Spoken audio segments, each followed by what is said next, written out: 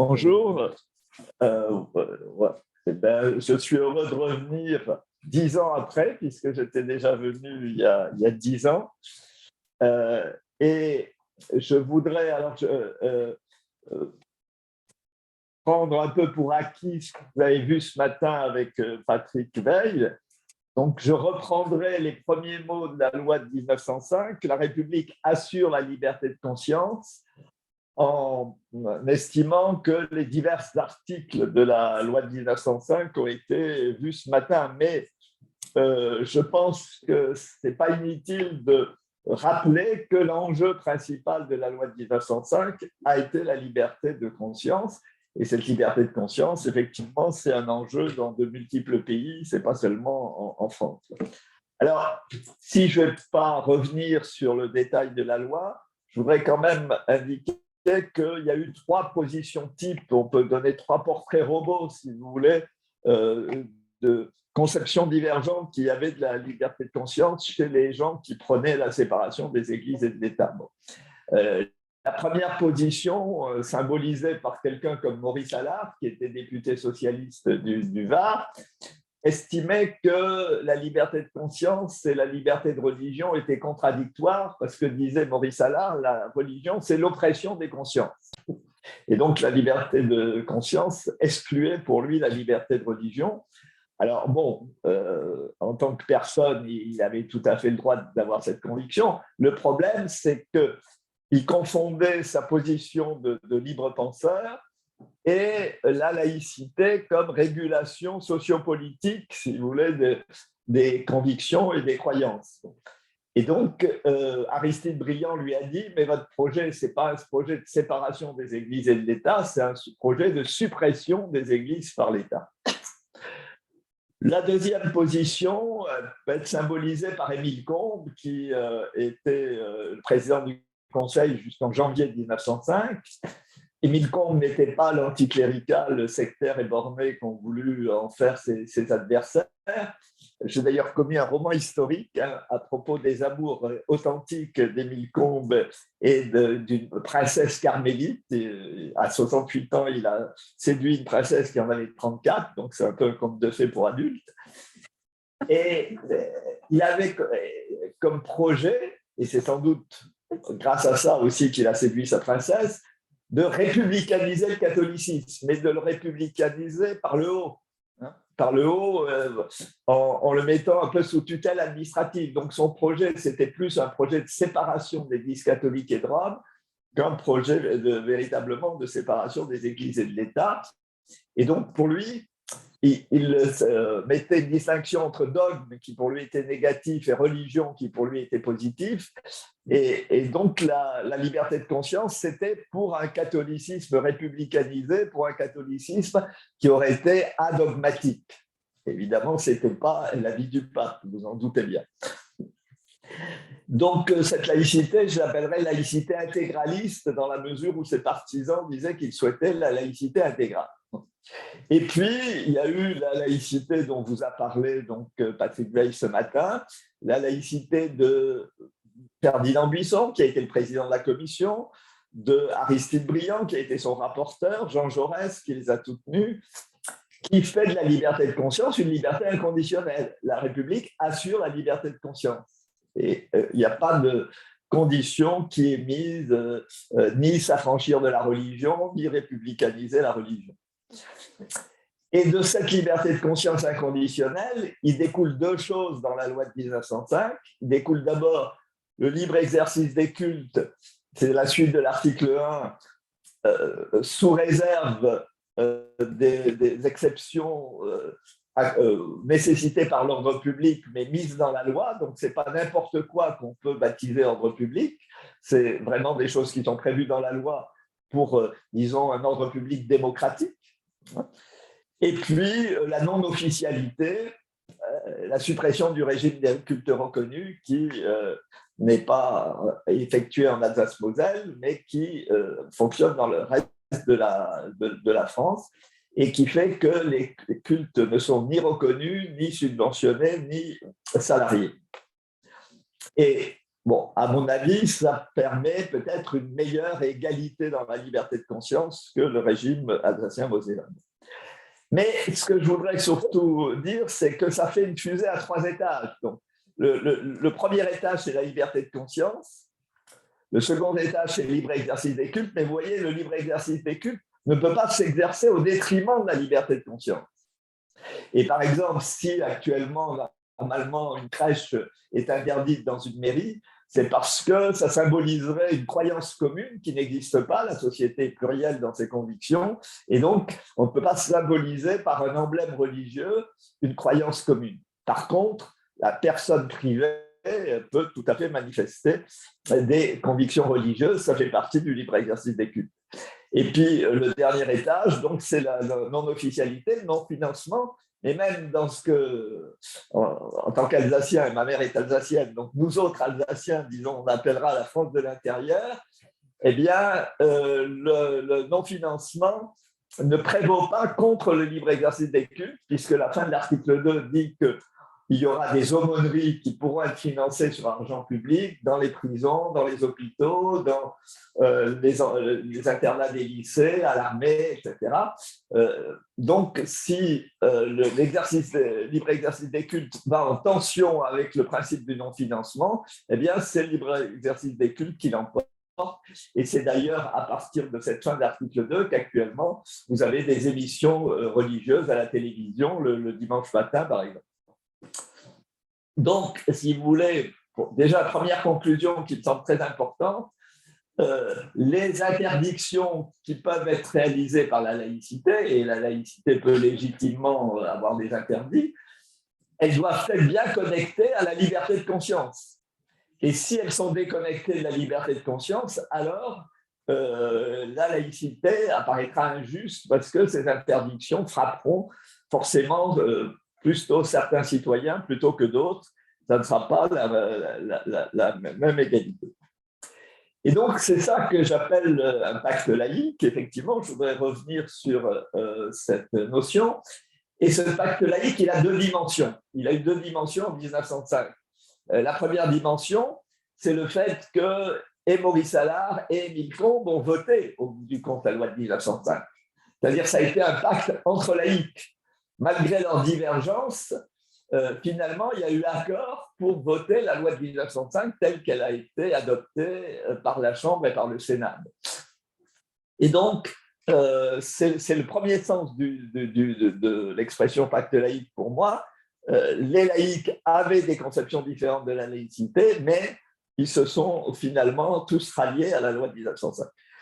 Et le second sens, c'est que justement, cette liberté de conscience a été inconditionnelle. Elle n'a pas demandé aux religions de s'acclimater à la République. Elle n'a pas demandé aux religions de renoncer à leur propre dogme. Elle leur a demandé de respecter la liberté de conscience des autres. Et donc, elle a été inclusive. Elle a inclus tous ceux qui acceptaient la liberté de conscience. Et Briand disait, elle isole ce qu'il appelait les catholiques surexcités, toujours prêts à la bataille, c'est-à-dire ceux qui n'acceptaient pas la liberté de conscience de tous. Mais sinon, elle était inclusive et elle pouvait donc regrouper dans un vivre commun des gens aux convictions bien différentes, voire même opposées, et qui cherchaient à débattre. Et il y a eu, par exemple, en 1907, une union des libres penseurs et des libres croyants, qui a été un lieu de débat et de discussion, des fois assez vive. Et c'est peut-être cet esprit qu'on essaye de faire revivre avec Nathalie Heinis. Alors, la question que je voudrais poser, puisque si vous voulez, je ne vais pas pesantir sur la loi de 1905 qui a été traitée ce matin, c'est que s'est-il passé pour qu'aujourd'hui, il paraisse difficile, voire impossible, de faire un pacte laïque ayant ces 2 aspects. Il semble qu'il soit difficile, voire impossible, de faire un pacte entre laïcs. Et on assiste, pour dire les choses très rapidement, donc très schématiquement, à 2 visions antagonistes de la laïcité. Une vision qui, disons, irait de la droite républicaine au printemps républicain, Et une autre vision qui irait de la libre pensée, mais qui n'est plus sur la position de Maurice Allard, c'est-à-dire qui fait une nette distinction entre ses convictions antireligieuses en tant que groupe organisé et la laïcité comme règle du jeu social, comme règle du jeu politique, donc de la libre pensée à la vigie de la laïcité, organisme qui s'est créé l'an dernier à la suite de la non-reconduction de Jean-Louis Bianco et Nicolas Cadenne à l'Observatoire de la laïcité. Donc ces deux visions, effectivement, pour le moment, elles sont antagonistes. Bon, alors avec Nathalie Henrich, on a entamé le débat, mais vous verrez dans le livre, il est assez musclé, disons. Deuxième sens du terme, eh bien, la laïcité n'arrive plus à avoir cet aspect inclusif. Et j'en donnerai qu'un exemple, mais chacun d'entre vous peut en connaître d'autres, bien d'autres. C'est la loi du 24 août 2021 qui a été contestée devant le Conseil constitutionnel par le Conseil des églises chrétiennes qui groupe l'Église catholique, les églises orthodoxes et les églises protestantes. Bon, ce recours n'a pas abouti et c'était tout à fait prévisible qu'il n'aboutisse pas, mais il a été fait pour solenniser effectivement un désaccord profond des groupements religieux par rapport à cette loi. Et c'est effectivement assez inhabituel que les religions fassent un recours devant le Conseil constitutionnel. Donc, il n'y a pas eu le même apaisement, si vous voulez, qui s'est produit en 1905 au moment de la loi de séparation des églises et de l'État, apaisement qui n'a pas été immédiat, mais disons qui a mis 3 ans à peu près. C'est pour ça qu'il y a un 3e tome sur l'application de la loi qui va de 1905 à 1908. Alors, pourquoi? D'abord, il faut clarifier en quoi ce pacte laïque de 1905 a permis un vivre-ensemble pacifique pendant la plus grande partie du XXe siècle. D'abord, ce qui a été pacifié, c'est le fait que l'État ne soit plus un enjeu. Au XIXe siècle, il y a 7 régimes politiques différents. Donc, un régime politique dure que 15 ans. C'est comme si la 5e République étant créée en 1958, on était maintenant à la 10e République. Tous les 15 ans, on changeait de régime politique à cause d'un conflit religieux frontal. Et ce conflit religieux portait du coup sur la nature de l'État lui-même. Donc on a mis l'État hors jeu de ce conflit et le conflit n'a plus été le conflit frontal dit guerre des deux France entre la France de Clovis, si vous voulez, la France dite filiale de l'Église, et la France issue de la Révolution française, la France liée à la Déclaration des droits de l'homme et des citoyens. Mais ça ne veut pas dire, évidemment, qu'il n'y a pas eu des tensions, des oppositions qui ont continué. Et notamment, vous le savez aussi, il y a eu des tensions qui ont continué au niveau de l'école. Et là, au niveau de l'école, disons, la laïcité intégraliste était plus forte qu'elle ne l'était en 1905 au niveau de l'État, de la loi de séparation. Et elle a essayé d'obtenir le monopole de l'État laïque sur l'enseignement. Parce que contrairement à une formule fameuse où on dit qu'en France, l'école est gratuite, laïque et obligatoire, c'est pas vrai, l'école laïque n'est pas obligatoire. Il y a toujours eu en France la liberté de l'enseignement. Et depuis même la loi Debré en 1958, il y a un fort financement public pour les écoles privées catholiques sous contrat. Et je dirais, et ça rejoint un peu ce qui a été dit tout à l'heure, que aussi bien aux États-Unis qu'au Japon, les gens qui connaissent ça, ça fait hurler qu'un pays laïque finance à ce point des écoles privées sous contrat. Ça ne serait pas possible aux États-Unis et ça ne serait pas possible au Japon que des écoles privées à inspiration religieuse soient autant financées sur argent public. Donc, alors qu'est-ce qui s'est passé? Il s'est passé qu'en 1984, Alain Savary a essayé, disons, de dépasser ce dualisme scolaire, pour moi, en résolvant la question de l'école, mutatis mutandis, comme on avait résolu la question de l'État en 1905, c'est-à-dire par une victoire conciliatrice de la laïcité. Le projet de loi Savary, bon, je n'ai pas le temps de m'étendre, mais c'était en gros ça. Simplement, justement, les partisans de la laïcité intégraliste, et notamment un député qui s'appelait André Léniel, a introduit 3 amendements qu'il a fait voter par l'Assemblée qui déséquilibraient cet équilibre des frustrations, disons, auxquelles Alain Savary était arrivé. Bon. Du coup, le cardinal Lustiger a dit il y a manquement à la parole donnée. Il y a eu 1,5 million de manifestants à Paris et le projet Savary a été un échec. Et si j'insiste un peu là-dessus, c'est parce que, à mon avis, on ne comprend pas l'évolution de la laïcité à partir de 1989, qui a été pourtant avec une autre religion dans le collimateur, si on n'insiste pas sur cet échec du camp laïque en 1984 et là, sur le fait qu'il y avait une revanche à prendre. Et la deuxième question, si vous voulez, qui a subsisté après 1905, c'est que le catholicisme, qui était un système d'emprise lié à l'État avant 1905, a continué à consister à un système d'emprise, mais qui n'a plus été lié à l'État, qui n'a plus aucun caractère officiel. Mais il y avait encore une forte pratique à l'époque. Et il y avait, mais il y a toujours d'ailleurs, mais beaucoup moins, avec beaucoup moins d'influence. Et il y avait des patronages catholiques, il y avait des écoles catholiques, j'y ai fait allusion, il y avait une presse catholique, il y avait un syndicat catholique, la CFTC qui était un syndicat important, il y avait des mouvements d'action sociale catholique, etc. etc.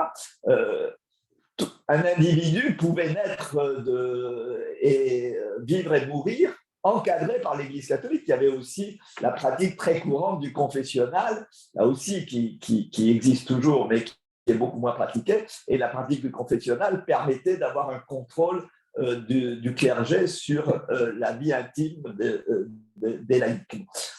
Donc ce système d'emprise, il a continué.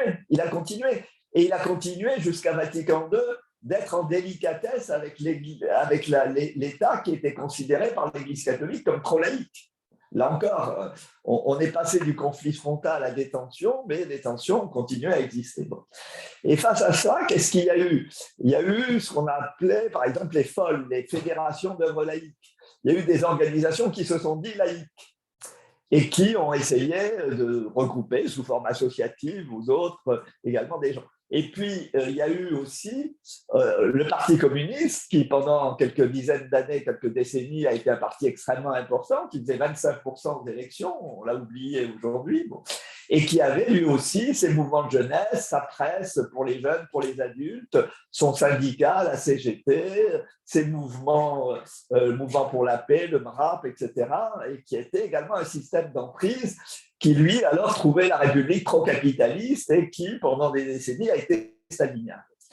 Et ce qui est quand même intéressant de constater, c'est que l'Église catholique d'un côté, le Parti communiste de l'autre part, ont été 2 institutions très intégratrices. Et les immigrés polonais, portugais, espagnols, italiens, nord-africains, ont souvent été intégrés à la nation française et à la laïcité française, paradoxalement, soit par l'Église catholique, soit par le Parti communiste, et qui étaient tous les deux donc en délicatesse, encore une fois, avec la République, soit trop laïque, soit trop capitaliste. Et un des problèmes aujourd'hui, c'est la diminution de ces institutions et de l'influence de ces institutions. Donc, c'est intéressant de constater cela parce que, si vous voulez, la conclusion, c'est qu'il y a une ambiguïté, une ambivalence fondamentale du terme laïcité en France. La laïcité, c'est quoi? D'un côté, c'est le système global de régulation sociopolitique des religions et des convictions. Et à ce niveau-là, la République est laïque, c'est ce que dit la Constitution en 1946, en 1958. Et donc, sauf à contredire la Constitution et à pas être d'accord et à vouloir la changer, on est tous laïcs.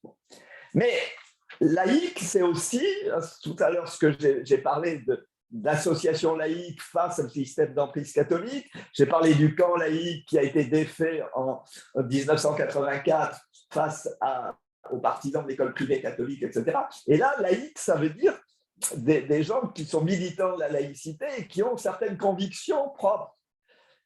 qu'ils estiment être des convictions laïques. Mais vous voyez, la laïcité désigne à la fois le tout et la partie, et on ne sait jamais, quand on parle de laïcité, si on est dans le tout ou si on est dans la partie.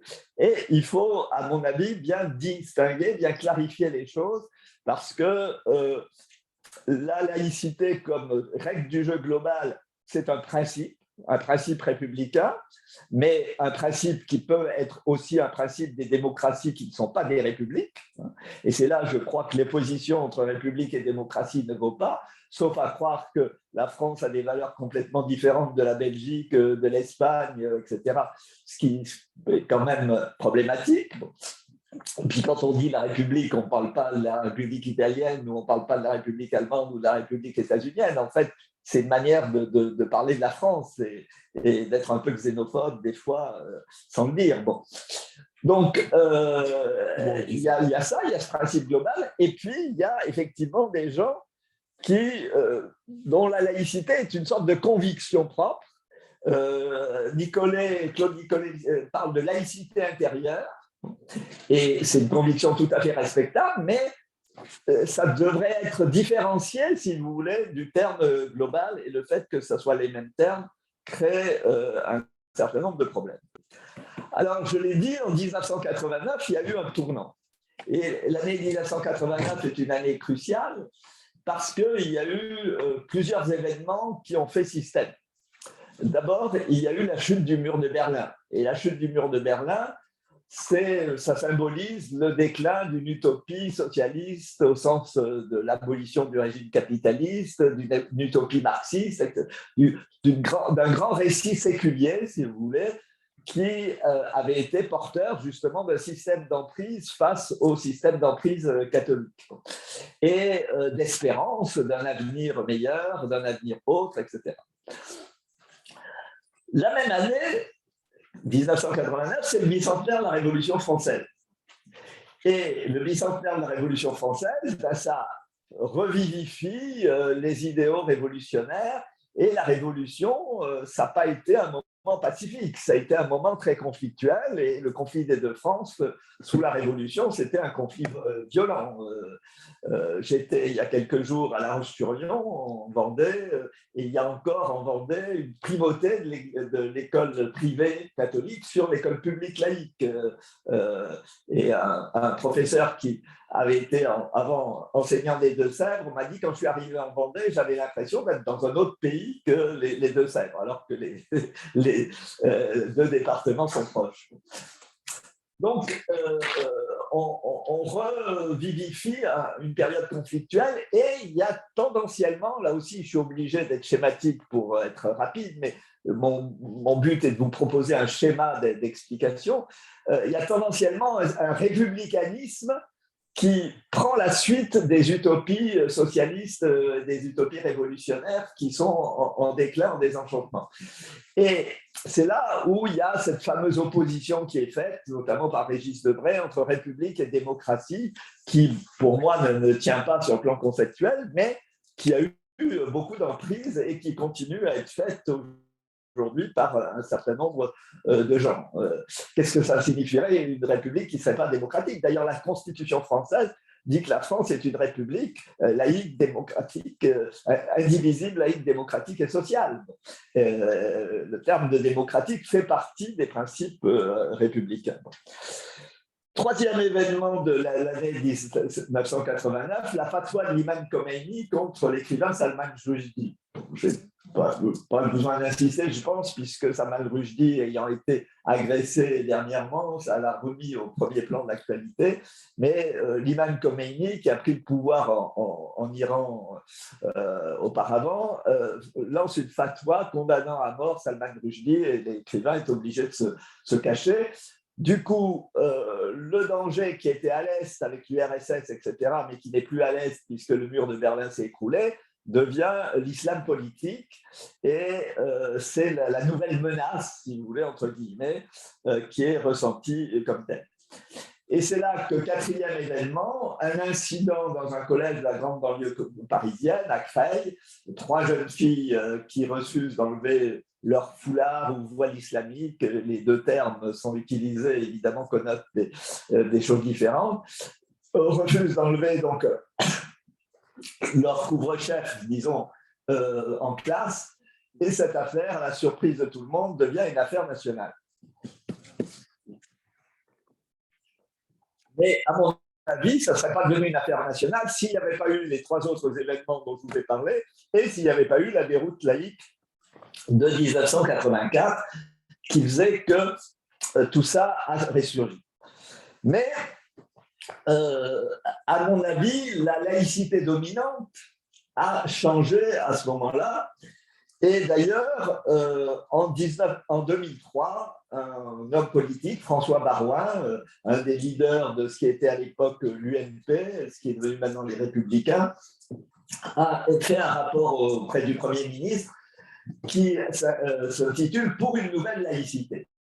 Et je crois que ce titre correspond tout à fait au contenu du rapport et que c'est bien une nouvelle laïcité qui peu à peu s'est imposée à partir de 89. Alors je dis peu à peu s'est imposée parce que l'affaire de Creil en 89 a eu 2 conclusions divergentes. Et c'est là où les choses ont basculé. Elle a eu une conclusion juridique où le Conseil d'État a dit un signe religieux en classe, à l'école publique, n'est pas anti-laïque en soi. Il devient anti-laïque s'il est ostentatoire, c'est-à-dire s'il s'accompagne de comportements prosélytes, refusant la discipline scolaire, contestant le contenu des cours, etc. Autrement dit, ce qui est anti-laïque, c'est des comportements. Et des comportements qui irait contre un ordre public démocratique et contre l'enseignement du savoir et d'éducation à la citoyenneté à l'école. Bon. Mais ce n'est pas le signe religieux en lui-même. S'il est porté de manière discrète, ça va. Mais par contre, l'affaire des foulards a eu comme conclusion médiatique qui dit foulard ou voile islamique dit anti-laïcité, et qui dit laïcité dit anti-foulard ou anti-voile islamique. Pour les médias dominantes, il y a eu une opposition frontale qui, encore une fois, ne correspondait pas à l'avis juridique du Conseil d'État entre foulard ou voile et laïcité. Donc, cette nouvelle laïcité, elle ne va pas avoir la même historicité. La laïcité de 1905, elle veut résoudre un conflit politico-religieux frontal et ce n'est pas le judaïsme, ce n'est pas le protestantisme qui pose problème, c'est le catholicisme. Et donc, c'est maîtriser, disons, et réconcilier la France catholique et la France révolutionnaire, bon, au sens de la Révolution française. Là, c'est l'islam qui va être dans le collimateur, c'est la religion décolonisée, et je pense que Patrick vous l'a dit ce matin, la loi de 1905 ne s'est pas appliquée en Algérie. On a les Algériens et les musulmans notamment l'ont revendiqué dans l'entre-deux-guerres, on leur a promis, on leur a encore promis en 1947, et finalement on n'a jamais appliqué la loi de 1905. Donc, c'est la religion décolonisée et la colonisation et la décolonisation pèsent lourd dans cette nouvelle laïcité. Ce n'est pas la même géopolitique, puisque la laïcité de 1905, c'est le conflit des 2 France et la pacification relative, comme je l'ai dit, du conflit des 2 France. Là, au contraire, on est très lié à une situation internationale, à cette peur d'un islam politique qui, donc en 89, vient d'Iran, qui après, évidemment, avec Al-Qaïda, Daesh, etc., se prend plusieurs formes, et je n'ai pas besoin de m'appesantir sur les attentats tragiques que nous avons tous vécus. Mais évidemment, avec tout le problème, est-ce qu'on vise les djihadistes ou est-ce qu'on fait un amalgame entre djihadistes et musulmans, djihadistes et immigrés, etc. Et est-ce que la peur devant l'augmentation des flux migratoires ne se mêle pas à la peur due à la menace djihadiste ou des attentats? Et est-ce qu'il n'y a pas un court-circuit entre ces 2 peurs? Et le fait que la nouvelle laïcité ait été complètement modifiée par rapport à la laïcité de 1905 a été visibilisé pendant un moment où, alors, la décision, par exemple, de l'Observatoire de la laïcité, c'était Jacques Chirac qui l'avait prise. Elle a été réalisé pourtant sous François Hollande. Pourquoi? Qu'est-ce qui s'est passé? Entre-temps, il y a eu Sarkozy au pouvoir. Et Sarkozy avait confié le dossier laïcité au Haut Conseil à l'intégration. Mais confier le dossier laïcité au Haut Conseil à l'intégration, vous voyez bien que ça veut dire que la laïcité, c'est pour les immigrés. Ce n'est pas pour tous les Français, c'est pour les immigrés. Bon. Et en fait, l'Observatoire, dès le départ, était contesté, il y avait un conflit, puisque François Hollande avait enlevé la laïcité au Conseil d'intégration et l'avait mis à l'Observatoire de la laïcité. Et dès le départ, il y avait des gens qui étaient mécontents que le Conseil d'intégration n'ait plus ce dossier. Et ça explique aussi pourquoi, dès le départ, l'Observatoire de la laïcité a été médiatiquement contesté. Alors, troisième différence, ce n'est pas la même construction sociale, ce n'est pas la même temporalité. La commission parlementaire sur la séparation a été élue en juin 1903 et la loi votée a été votée le 9 décembre 1905. Donc, vous voyez, 2 ans et demi, une maturation. Et en juin 1903, personne ne pouvait penser que la loi de 1905 serait ce qu'elle a été finalement. Les projets de 1903 étaient très éloignés de la loi de 1905. Et c'est pour ça que je consacre 3 tomes, parce qu'il y a un long mûrissement et il y a tout un échange, justement. Et ce pacte laïque, d'ailleurs, il marche dès la commission parlementaire, puisque Ferdinand Buisson dit que les gens qui sont contre la séparation vont pouvoir présenter toutes leurs objections et que les gens qui sont pour la séparation devront prendre au sérieux ces objections. Donc, dès le départ, il y a une méthode de travail qui est celle du pacte laïque et qui tranche avec les affrontements de la Chambre, puisqu'on est en plein période des 1000 combes et il y a des affrontements très, très forts à la Chambre. Donc, il y a 2 ans et demi de mûrissement. Aujourd'hui, on est dans des affaires médiatiquement construites, dont après, le politique arrive pour s'en emparer, faire des petites phrases. Mais vous voyez bien, on est dans des vidéos de quelques dizaines de secondes, et quelques dizaines de secondes, eh bien, on n'a pas le temps de faire de la nuance, on n'a pas le temps de faire la complexité. C'est les paroles les plus extrémistes qui font le buzz, etc., etc. On n'est plus du tout dans la même rationalité. À savoir si on est dans une rationalité quelconque d'ailleurs. Bon. Donc c'est la culture de l'écran qui en soi n'est pas mauvaise, mais qui est mauvaise si elle devient totalisante, si elle devient totalitaire. Et heureusement, il y a quand même un riche terreau associatif en France qui est encore dans une autre temporalité. Oui, je vais aller plus vite. Donc, je vais quand même essayer de terminer. Les forces sociales ne sont pas les mêmes. Ces forces sociales ne sont pas les mêmes. Bon, j'ai parlé de 2003, le rapport Baroin, qui, à mon avis, est essentiel, et notamment essentiel pour comprendre la loi de 2004, parce que la loi de 2004 se trouve déjà dans le rapport Baroin. Et le rapport Baroin, c'est la droite qui s'empare de la laïcité, et elle s'empare contre la gauche droite gaulliste et contre l'extrême droite, contre le FN, parce que dans le rapport Baroin, il y a des projets d'intégration. Bon. Mais en 2010, quand Marine Le Pen succède à son père à la tête du FN, elle s'empare du terme de la laïcité. Et elle commence à invoquer la laïcité et elle invoque contre les prières de rue, en disant qu'il y a des prières de rue dans 10-15 endroits, bon, en fait, c'est 6-8, mais peu importe. Mais elle en fait tout un buzz médiatique, ce qui bien que quelques mois après, quand on demande aux gens combien il y a de prières de rue en France, c'est un sondage commandité par l'Union des étudiants juifs de France, eh bien la réponse c'est 175. Autrement dit, ça n'a rien à voir même avec ce qu'a dit Marine Le Pen. Autrement dit, ce qui est très intéressant, c'est qu'il n'y a pas besoin de faire des fake news pour susciter des croyances fausses. Parce que la réponse des 175 est une réponse rationnelle, étant donné que ça a fait un buzz médiatique pendant des semaines et des semaines. Pour les gens, ça ne peut pas être quelques prières de rue, c'est forcément un très grand nombre de prières de rue. Bon. 5e et dernier point, et puis après je vais conclure, ce n'est pas la même dynamique.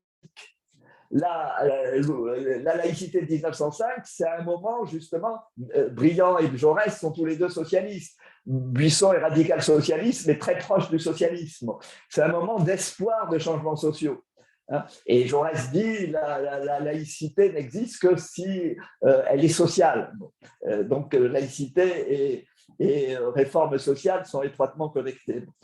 Et il y a un certain optimisme qui est raisonnable avant la guerre de 14-18. Maintenant, on est beaucoup plus dans une situation d'éco-anxiété. Donc, je vais conclure en donnant quand même quelques pistes pour essayer de surmonter ces obstacles, parce que je pense que vous seriez... bon, donc, vous me donnez encore 5 minutes pour donner quelques pistes. Alors, la première piste, c'est de bien séparer le contraindre et le convaincre. Il y a un certain nombre de choses où il faut contraindre. Et j'ai dit que quand la liberté de conscience est vraiment en jeu, il faut contraindre. Quand l'ordre public démocratique est vraiment en jeu, il faut contraindre. Quand il y a de l'irréversible, il faut contraindre. Quand il est l'excision, on est obligé de contraindre parce que c'est irréversible. Un mariage forcé, on est obligé de contraindre parce que ça aboutit à un viol. Mais pour tout ce qui est réversible, moi je pense qu'il faut convaincre.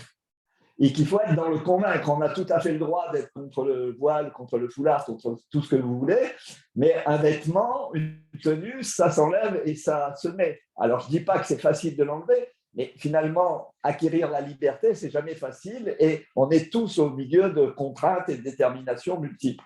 Donc, bien distinguer l'irréversible et le réversible, le contraindre et le convaincre, en sachant qu'une cause n'est gagnée que si elle est intériorisée.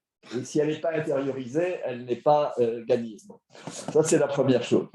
La deuxième chose, c'est justement, du coup, la même règle s'appliquant à tous, étant donné que les gens ne sont pas dans les mêmes situations et que dans une société, il y a toujours des rapports de force, il y en a toujours certains qui sont plus égaux que les autres, eh bien, il faut contrebalancer ça parce que les Québécois appellent des accommodements raisonnables. Et ça me permet, pendant 30 secondes, de dire le pourquoi de mon abstention à la commission Stasi. Pour moi, la meilleure solution, ça aurait été de mettre en loi l'avis du Conseil d'État et de dire que c'était les comportements, c'était au niveau des comportements que se jouait la laïcité. Bon. Mais j'étais prêt à un compromis et j'étais prêt à voter avec les autres si on avait dit que le bandana n'était pas un signe religieux. Parce qu'on peut se prendre un bandana pour d'autres raisons que religieuses. Et ça a été refusé par le staff, et même le staff a refusé qu'on vote là-dessus. Donc, je me suis abstenu. Et alors, ce qui est intéressant quand même pour la beauté du truc, c'est qu'on a été 3 à s'abstenir. Et le staff a fait revoter, mais il n'a pas fait revoter les 20 personnes, il a fait revoter les 3 qui s'étaient abstenus, et j'ai été le seul, au bout du compte, à maintenir mon abstention. Donc, avoir le souci des accommodements raisonnables quand des gens... Parce que si vous voulez, à l'école, il y a des jours fériés qui sont les jours fériés catholiques. Bon. Donc, il y a des gens qui sont un peu plus égaux que les autres. Et expliquer ça aux élèves, ce n'est pas si simple que ça. Bon. Donc, pour rétablir l'égalité, des fois, il faut avoir de l'affirmative action. Je préfère ça à la discrimination positive. Bon. Et donc, avoir des accommodements raisonnables. En sachant, et c'est la troisième chose, que toute mesure a des effets non voulus. C'est-à-dire que si on a des raisons merveilleuses d'être contre le voile islamique, mais qu'au bout du compte, les musulmans se sentent stigmatisés, là, il y a un effet non voulu, bien sûr. Je ne soupçonne pas la personne qui est contre le voile d'être raciste ou pour la discrimination, mais si de son message, c'est diffusé de telle manière que les musulmans se sentent discriminés et que du coup, ils puissent être attentifs aux sirènes djihadistes qui disent on ne vous considère pas comme des Français comme les autres, eh bien, il y a un effet non voulu, il y a ce que Max Weber appelle le paradoxe des conséquences. Il faut être attentif au paradoxe des conséquences et bon, c'est quelque chose de très courant en médecine, hein, un médicament, il y a des effets secondaires et on veille de savoir si l'effet positif du médicament est supérieur aux effets secondaires. Donc, quand on agit, il faut savoir qu'il y a des effets non voulus, qu'il y a des paradoxes et il faut se demander si l'effet positif va être supérieur à l'effet non voulu. Et du coup, ça, des fois, il ne faut pas adapter la ligne droite. Par exemple, la loi pour la parité, dans une perspective universaliste, la loi sur la parité, c'est un non-sens. Il n'empêche que pour que la cause des femmes progresse, il a fallu faire les lois sur la parité, qui ont été considérés par certains comme anti-universalistes, mais qui, en fait, dans une visée universaliste, ont caractérisé un progrès. Donc, au final, je dirais qu'il faut replacer la liberté de conscience au centre de la laïcité. Moi, j'ai été très frappé. Il y a eu un documentaire de France 2 dernièrement qui s'appelle La fabrique de la laïcité. Bon, il avait des aspects intéressants, d'autres moins, etc. Je ne vais pas en discuter, j'ai déjà dépassé mon temps. Mais il n'y a pas une seule fois l'expression de liberté de conscience dans ce documentaire. Pendant une heure, les gens discourent sur la laïcité et pas une fois, il y a le terme de liberté de conscience. Comment voulez-vous que la laïcité n'apparaisse pas aux jeunes comme un catalogue d'interdits, comme une injustice, etc. Et donc, je terminerai par là. Je pense que la laïcité a une visée émancipatrice, mais cette visée émancipatrice, elle est englobée par la liberté de conscience. Elle doit se faire à l'intérieur de la liberté de conscience. Et c'est comme ça que cette visée est réellement émancipatrice. Je vous remercie.